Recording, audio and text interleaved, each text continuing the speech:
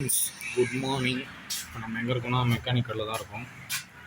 சொல்லுங்களா, நம்ம வண்டி வெளியில் அது ஒரு போகிறோங்க,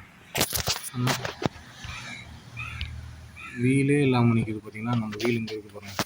இப்போ தான் டியூப்பு மாற்றினேன். அது உள்ள டியூப்பு வந்து ஒரே ஒரு பஞ்சர் ஆகிடுச்சு. ஒரு பஞ்சர் எங்கடா அது, ஒரே ஒரு பஞ்சர் இருக்குது. எங்கே அந்த ஆணி, அது ஒரு போகிறோம். இந்த ஒரு ஆணி குத்தி, ஓகே,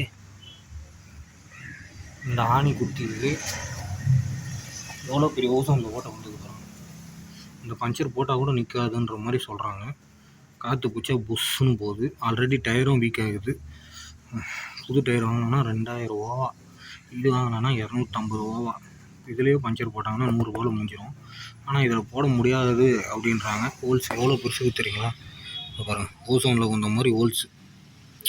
என்ன பண்ணுறது, நம்மளுக்கு மட்டும் எங்கேருந்து தான் பிரச்சனை வருது. ஆல்ரெடி டயர் வந்து இது டியூப்லெஸ் டயர்னால் ஆல்ரெடி பஞ்சர்லேயே வண்டி அடமானில் இருக்கும்போது பஞ்சர்லேயே ஓட்டியிருந்தனால காற்று லீக் ஆக ஆரம்பிச்சிச்சு. அதனால தான் டியூப்பு போட்டேன்.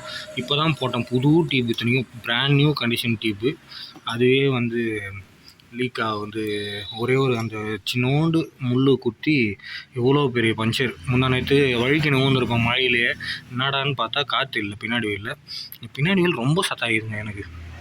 ஃப்ரண்ட் வீலு இதுவரைலாம் வாங்கி ஒரு பஞ்சர் கூட ஆகலை.